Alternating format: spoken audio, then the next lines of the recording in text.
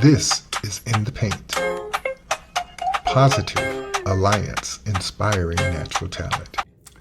Welcome, ladies and gentlemen, to the third episode of In the Paint. Today is very special because we have in the house my dear sister, Pastor Dr. Linda Cowels.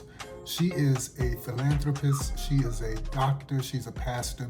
She ministers to the souls of men. She helps people in their physical situation while also helping to uplift them. She exemplifies our definition of love, which is to edify and to sustain. We give them information, we lift them up, we encourage them, we give them faith, and then we help them to sustain themselves and provide those sustainability tools as in encouragement and resources that can help them in this physical life. So without further ado, check out this interview. All right, welcome everyone, and the day is finally here. I told you all she was coming, and I feel blessed to have her with me today. Ladies and gentlemen, say hello to my wonderful sister, Dr. Linda Cowels. How are you, sweetie? I am doing wonderful. I'm doing fabulous. Well, you look magnificent, I must say. You look like you're about to jump off the screen. Well, my goodness, thank you. I just got in, and this was my attire for business. Well, that's why I feel so blessed because I know you're so busy. When folks out there, when you all see the name of her company, it is all legit. When she says Anointed Community Services International, she means that because that is what it's about. She's been all over the world. She was actually in Poland while I was there having back surgery, but she actually was there. She's been to Africa. She's been to some places that I can't even name right now, but we're going to dive into the interview right now. We have some specific questions, but we want to know what she's bringing to the table so we can use that and help to let our light shine. So, my sister Linda, Dr. Linda Cowles, I have a first question I'd like to ask you, and that one is about the beginnings of your company, or the is it a foundation? What is it? Is it a Well, it's nonprofit? 501(c)(3) charitable organization. So Okay, it's not a foundation, but it is okay, a charitable organization wherein similar but different. A foundation is a absolutely. different classification, and they exist to just give, funds and what have you to individuals and maybe to other organizations. But we are charitable, wherein um, over two-thirds of our revenue comes in from donations or grants. So. Gotcha. Okay, so Mhm. now what brought about the development and the concept? I mean, when you had this idea to start something like Anointed, Community Services International, what sparked that for you? Oh, that's a wonderful question because Ray, it goes all the way back to when grandma was alive, and I had to, see about her and brought her to the house at the age of 92 she was.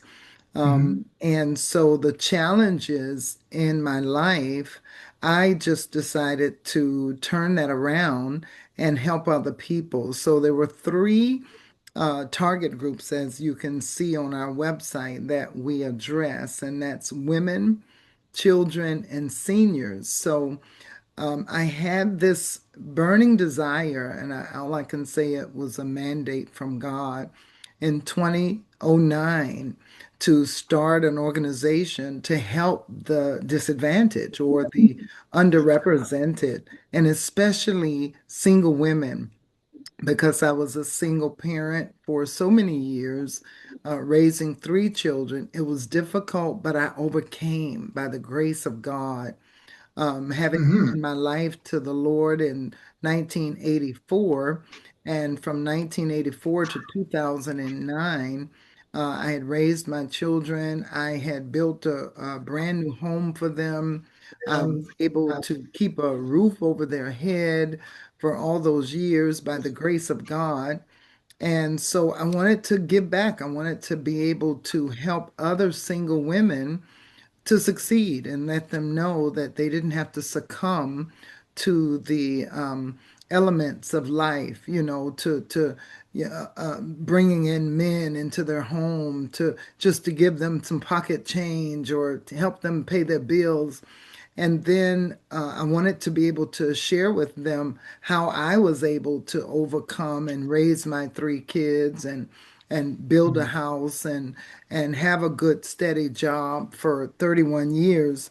And then with the seniors because I took care of my grandmother, and it was not easy, but I was able to do it, and I cared for seniors so much, seniors and children. I was like, don't hurt this Right. population. And so with grandma, one of my challenges was I had to work and I had to leave her home. So after she passed away, I thought, wow, if we could only have something, an organization or people to sit with your grandparents or your loved ones while you work, because grandma almost burned down the house one day. And I thought, oh Mhm. no, we can't have this. And so I contacted Miss Willie Mae, and she was willing to take grandma in while I worked. So I pretty much drove her to Miss Willie Mae's house, just like I was taking her to a adult daycare. And Yeah, yeah, I would go to work, and when I got off from work, I would pick her up. And so when I started Anointed, we actually started as homemaker companions, with myself being that homemaker companion and sitting with other people's seniors after right. I had retired in 2010. And then children, it kind of evolved into children because they just started gravitating to us after we started. We had events for children. And then, of course, I don't know if you know, but I had grandma. I had a 92 to 95-year-old, and I had my granddaughter, Kiara, who was 3 years old, that I kept her. That was such a challenge for me. I Mhm. would take them out and push grandma in the wheelchair while Kiki was crying, and I would sit her sometimes in grandma's lap, and we'd go shopping. So the Well, challenges that I was able to overcome, I just took those and I said, well, let me use what I've learned and help somebody else. absolutely. That is actually right in line with how we wrapped up the series last week, and we talked about taking your greatest challenges and making them your greatest triumph or your greatest Yeah, tragedy sometimes. And what you've done is you've taken that, and that is, I think that is like the magic. I call it the ether. That's that place that you're in where people won't even understand. It's a creative place. It's a place where you're ministering to the souls and the spirits of human beings, which is the most important part of us. Most of us get caught up with physical, but everything about you, you can't see. You can't it's see your spiritual spirit. first, right? Yeah, That's right. right. It's a spiritual journey. So, we're trying to outfit ourselves, obviously, with this particular program, with those spiritual tools. Because if it's a spiritual journey, why try to deal with it on a physical level? So, you've given us just a confirmation of what the approach is about. When you have trouble in your life, it's not there for you to whine and cry about. It is there for you to overcome so you can help another. So you've really encapsulated that. I really appreciate it. I would have loved to hear, but you're writing a book, so I would have loved to hear more. And I know we will when we read Collet Dion, your book coming out. I've done my research as well. I went on the website and I looked on your LinkedIn. I got as much information as I could. But I would like to move on because there's some questions that we have. We have one question from an audience member. But the second question for you, Linda, Doctor, Mhm. is in today's society, many people feel hopeless. I'd like to ask you, how do you find hope in your life, and how would you advise or tell another person to continue to have hope? Well, as you know, I am a pastor and Hmm. a missionary. And so I find my hope in God and in His Word, His promises, that, as the scriptures say, are yes and amen. That means that I say yes to them and amen, so be it unto me. So, in believing the Word of God and the promises of God, I find, first of all, I have to first believe that God exists and that He is a rewarder of those that diligently seek Him. But that's where I find my hope. Even I can remember. raising my kids and trying to do a budget. And I would go back and look at my budget. I overspent here because maybe the car broke down. And Hmm. I would always look to the Word of God and know that the end of a thing is always going to be better than the beginning. So I kept that focused and I kept believing that a better day was coming. So as far as others, I encourage people to always believe that a better day is coming. It's just like with the resurrection. It looks so dark, it looks so bleak, but there was a resurrection.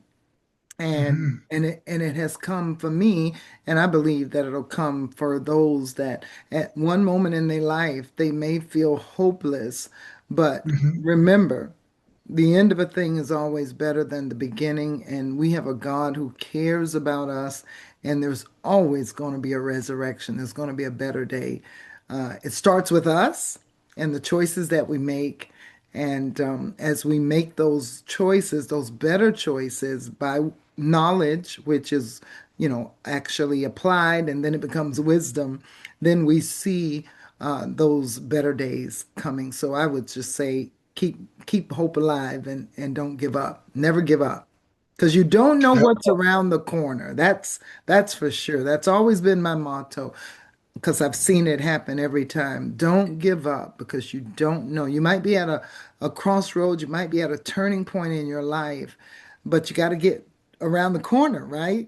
So when you get around Absolutely. the corner, if you were going through a city and you come to that stop sign and you might have some bumpy roads and you might think all of the roads are bumpy like that, but you got to make a right turn, and when you make that right turn you'd be surprised because no more bumpy roads, beautiful big buildings. So you never Jesus. know. Yeah.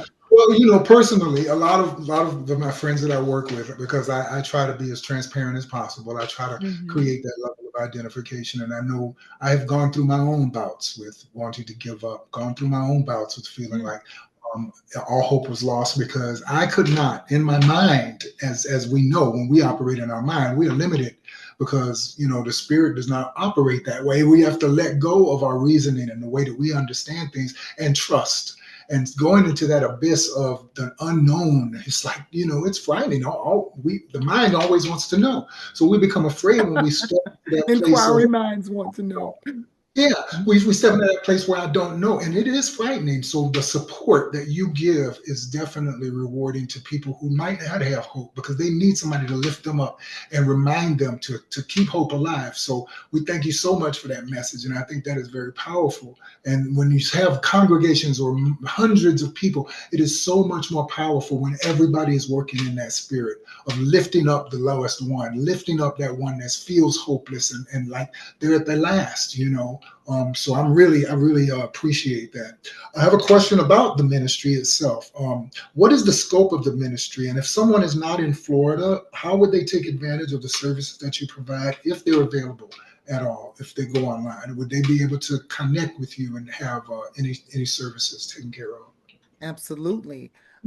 We do service, the majority of our clients are here in Lake County. However, we have a tutoring program that is literally nationwide. There's no boundaries because it is online. So, the scope, of course, is the different programs, the after school tutoring and homework assistance, snacks, and what have you for children ages 5 to 15. And then we have the Meals on Wheels. It's called Veteran and Seniors Enrichment, where we give meals to seniors and we give them birthday cards. We grant them with baskets for Thanksgiving, Christmas gifts, and just let them know they're not forgotten. Sometimes our driver is the only person that they see. They don't have any family that sees about them or anything like that.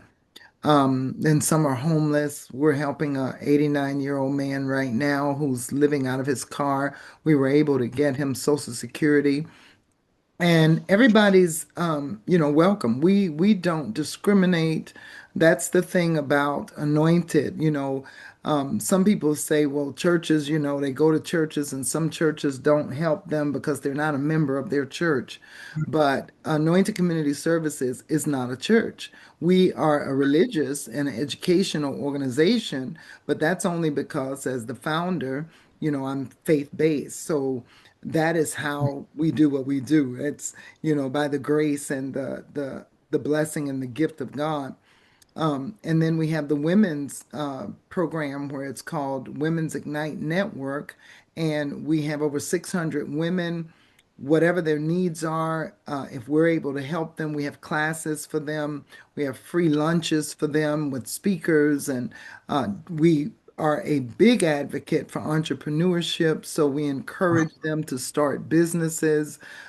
We encourage them to write books. And I do paperwork for that, so and help them. I do classes on book writing, so it's all about empowering the next generation and the generation that's here now and the senior generation, empowering them and giving them the basic skills for life, basic tools, rather. Hmm.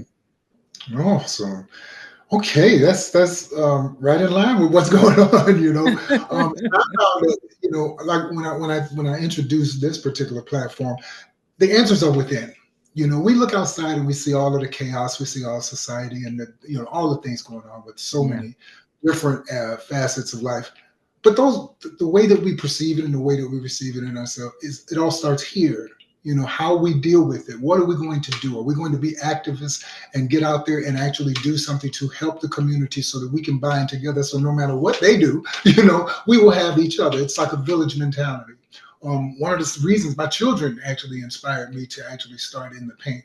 My son, obviously playing basketball, that's a basketball term. But Caleb cornered me one day and she said, "Dad, you don't have to leave America just because of the trouble." She said, "Get involved." I was like, "Okay, I got you." And I just started to just receive just the direction to start this, positive alliance, inspiring natural talent. And that talent is of many, many, many scopes. So moving forward, I want to ask you a question about like your inspiration. Are there any people in your life who inspired you to move forward with your particular goals as far as anointed community services? It's amazing. As I said, the reason why it was developed was the circumstances. But Ray, know it or not, you have always inspired me. The fact that you left home at 19 years old, not knowing where you were going, and just determined to, play your saxophone. I remember grandma saying, oh, you'll never be able to make it, and people like that don't make no money, and all this kind. I'll never forget that. And it was like you said, I'll show you. And something that mommy put in us, and that was you can do anything you set your mind to do. And That's right. so that was a level of faith that she put in us. And when I saw you leave home at 19 years old, I was like, wow. And I've stayed here in Florida. Everybody else now, I've traveled and done things, of course, but to just up and leave. And I did do that. I hear you saying how you want to go into another country, and I did that. I was like, I'm sick of this rat Mhm. race, and I lived in Yeah. Dominican Republic.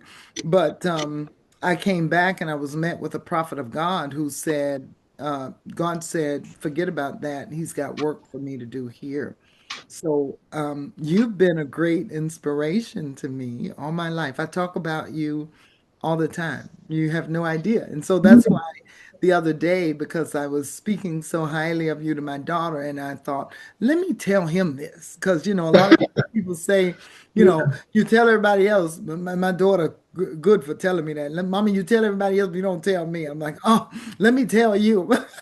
So I said to myself, let me tell my brother just how Oh, much he has inspired me. So you don't realize that your leap of faith back then caused me to have that faith enough to jump out of the boat and to start this organization, as well as my former boss, Dr. Ann McGee. Not to say that she so much encouraged it, because certain people laughed at me when I told them, because I guess they say you're a single parent, you struggling yourself. How you gonna mhm. help somebody else?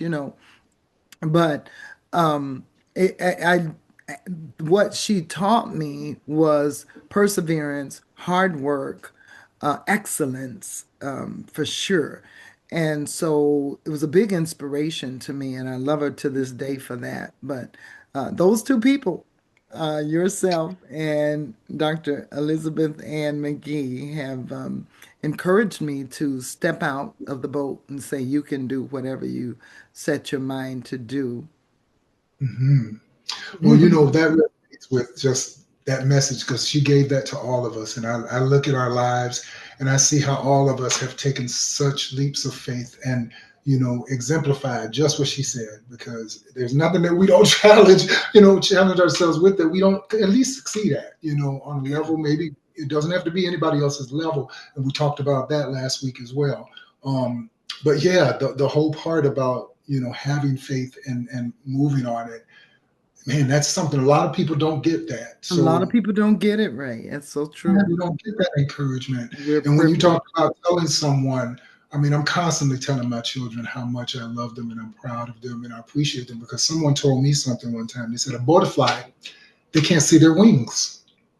So it's up to us to tell them how beautiful they are. And I have so many butterflies, especially you. I mean, I know a lot of times I don't talk, we don't speak as much as we probably would because we're Mhm. busy. And when you're busy, sometimes we take for granted. But I'm so grateful for this opportunity to be able to let everybody know, not just you, but everybody know how proud I am of you and how wonderful the work that you're doing is. Just really, it's this is God's work. It's above everybody's pay grade, and I'm so grateful for that. So I Well, have a question from one of our like I listeners. always say, if I can interject that, Go you know, ahead. you're a big part of me being here, you know, and I always say that's why I'm such a prayer warrior to this day, and I have disciplined myself to get up 5:30 in the morning to make sure that I have that extra time with God. But it was your prayers, and I'll never forget that prayed for your sisters. And God showed me something with that. He said, yeah, what if some don't believe? Does that make the faith of God of none effect? And He hears our prayers. They are put in His bottle. Our tears are put in His veil. And so your prayers for your family were the foundation. I'm serious about that. And God has showed me that, and I hold to that. Yeah. Well, you're going to get me all emotional now. I'm going to try to finish with these questions, but um, there were things that happened for me. There were things that happened with me as far as my connection with God that I could not explain if I tried to put it into words. That's why I try to just walk the walk. I try to be as available for His mercy and His grace and His use as a vessel as I can. Every soul that I encounter, I do work trying to help guide them and help them have a better life and believe however they need to believe, but get as close to God as they can and find their path. And like you talked about, 5:30 in the morning, those quiet times that we take, and when we get on our knees, it brings us into the moment, and we know what we're doing at that moment. But we're supposed to pray without ceasing. I pray all day. Amen. But I want to get through these questions because I did have a new listener that signed up and became a subscriber from Pakistan. And they Ah, said, oh yes, wow. Pakistan. You've been there, right? Have you Not been to Pakistan? yet. Not yet. I Okay, have a ministry over there though. our, I have a our, our, ministry. our listener or um, subscriber asked a question. Is your organization welcome to all people, or is it just for Christians and people who believe the way that you Yeah, all? as I mentioned earlier, that's the good thing about Anointed Community Services. We service all people, all race, all creed, all religions. We don't discriminate against anybody. We help everybody. And like I said, our purpose is to help lift them up, help them have a better life. Now, we will tell them, if I get an opportunity, I'll pray with them, tell them about the Lord. But that whether they accept him or not, that does not stop us from helping. I believe that Jesus fed the 5,000, and I know that not all 5,000 of those people were devout Christians. So I I teach community evangelism classes, and that is one of the issues that we bring up about those 5,000 people that Jesus fed. And He kept doing good, whether people thanked him. He kept doing good, whether they appreciated him. He kept doing good, whether they honored him. It didn't matter. He kept doing good, and that's the motto I live by. I help all people, all people. Yeah. Well, they even talked about the fact that he didn't hang with the publicans and the Pharisees. He hung with the sinners. He was with the people that needed that grace, that That's love, that right. expression of you too. Can rise That's up. You right. too can overcome. You too That's can right. be healed. You too can be risen from the dead.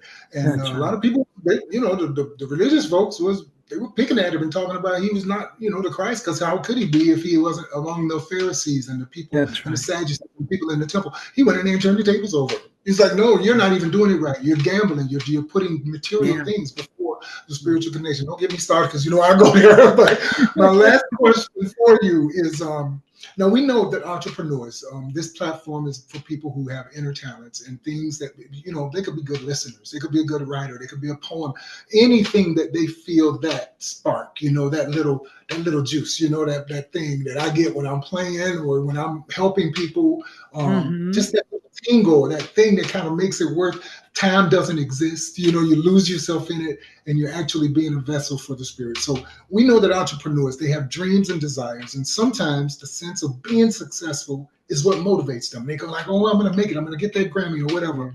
But I've found for myself that I get more enjoyment out of a place, and it's a place of spiritual escape when I'm into my craft. Which motivation stands out most to you when you're doing the work that you do?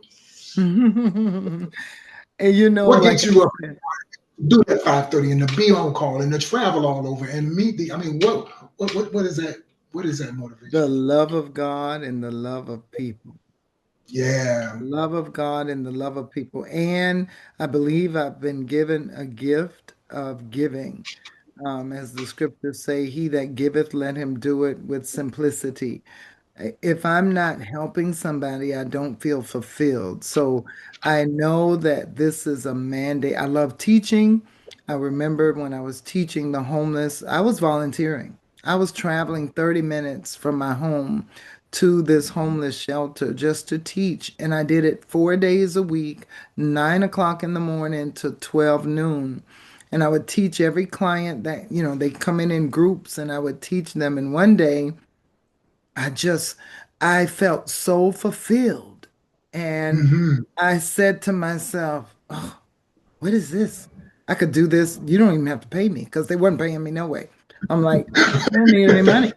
I don't even need Yeah. any money for this. I mean, I spent my own gas to get there, my own gas to get back. And I didn't need anything from anybody. I just needed to do what I was supposed to be doing. So Hmm. I believe everybody has a purpose in life. And sometimes it takes a while to find that purpose. The scriptures say that God has put eternity inside of us, but many don't find it. But it's always going to be that place that you love the most. God is so good. Look Hmm. at that. He won't put you somewhere that you despise or that's a chore to you. He's going to allow you to, that very thing that He put in you, that sometimes you don't even know how much you love it until you do it.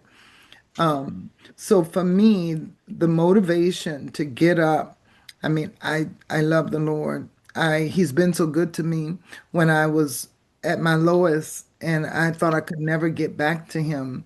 He lured me back and loved me just where I was. So that has helped me, and I pray for the grace and the strength to help others in that capacity.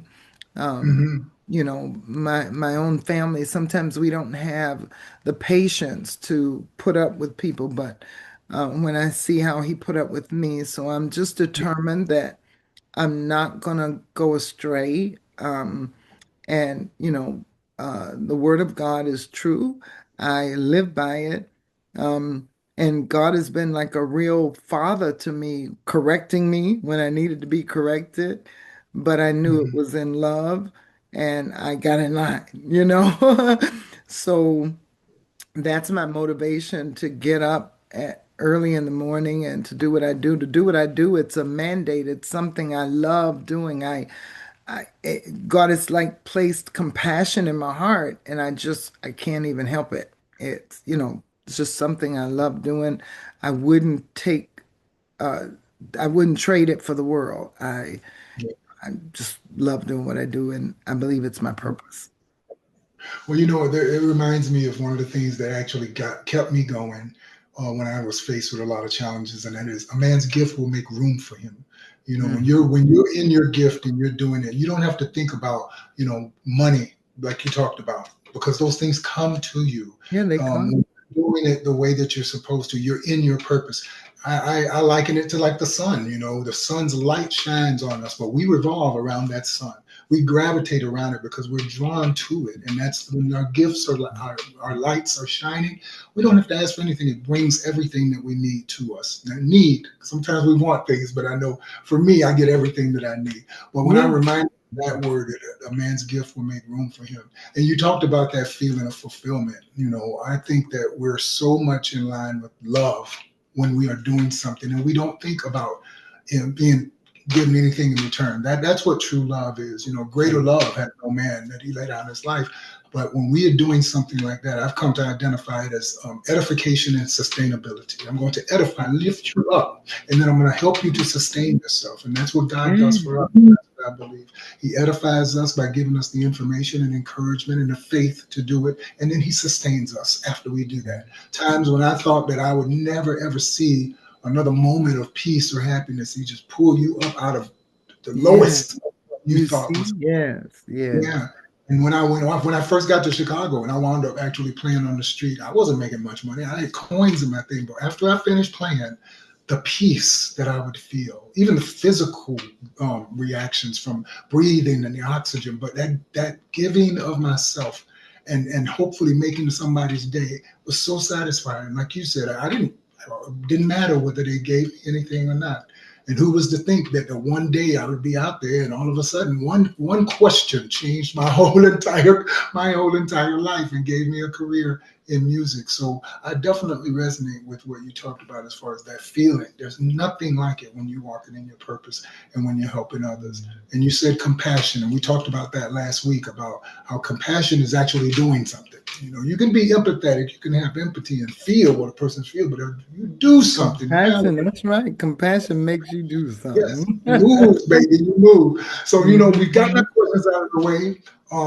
I can't tell you how thrilled I am to have all of us on this platform and an opportunity and offering what we are meant to offer and do, and the pleasure and the joy that I get out of it. So, ladies and gentlemen, young people, everybody who is watching, please take advantage of the opportunities that will be before you that we'll have to offer. If you don't, that's okay. But if you do, I'm sure that you'll find your lives quite enriched.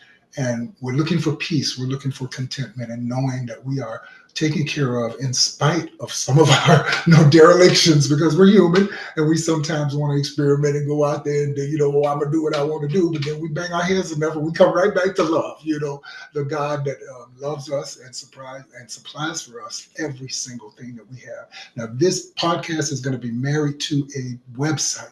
And that website is going to be very, very valuable because you'll be able to go in there, interact with Dr. Linda, ask her questions, find out about her experiences and her education, and take advantage of so many of the things that we're going to be putting forward. And she's just the first of many that will be coming, but she had to be first, if you understand what I'm saying. So I love you, my sister, and I thank you so I much for being love a you part so of it. much. Yeah, we're just Thank you for beginning. having me as first. I feel Hey, honored. these are the things that bring so many, because it's so diverse. We have next, I think we're going to have Saida, the melodic soul food. Ooh, Talk about, yes, it's her room is called melodic soul food, and it's like, oh my goodness, she's so rich with experience and her talent. So we're going to I'm see if we can't excited. open up to do a couple of tunes. I'm telling you, we want to lay that down. And then, of course, we'll Ooh. have Renee with her experience as what she does. And oh my gosh, I feel like Renee kind of took on the mantle of mother to all of us at some point, because you could go there and get a meal. You sit down and that food she makes, I it just brings know. like that And then movie she's Soul. a family person. She keeps the family Yes, together. absolutely, Hmm. and has such a wonderful, wonderful. Just she's got a team over there, grandchildren and everything. So we have our work cut out for us, but this is an opportunity for them to even take advantage of the platform and learn more about us because it's in the digital world. It'll be there forever, if they want That's to check it. right. That's So right. that's the thing about us, what we're doing here, and I'm grateful to have you, my sweet sister. And when we get together, we're going to do probably a broadcast that's going to be able to be aired, but talking about what we actually represent, and that is an alliance. And we're here to inspire folks. And the first thing for me, we talked about cleansing. About how if you're going to be out there and you're going to be presenting a craft, you want to be clean on the inside because you don't want to be presenting it with angst and tainted things. You want it to have that clarity that people can find and resonate with. I don't do anger very well. It's not one of my strong suits. If I I know do it get angry, totally. I try not to do anything. I try to work it out mentally, and I do work out. I'll go to the gym or whatever, and I'll work it out that way. Or if I play my horn, I'll get it out. But it doesn't sit well with me. I don't feel Yeah. comfortable, and even when I witness it, I don't feel comfortable. So Yeah, um, I know. I yeah, know. so we talked about a spiritual journey, and I thank you so much for bringing that first flavor of spirituality to our program. And I don't know what to say; it's just amazing. So we're gonna wrap it up, and we've got some stuff Oh, to advertise. Definitely run your commercial again. But thank you, my dear sister. I love you so much. oh, love you so much more, Ray. And thank you for having me. I feel so honored. And I pray God's blessing. I know it's going to be over this program, over this platform.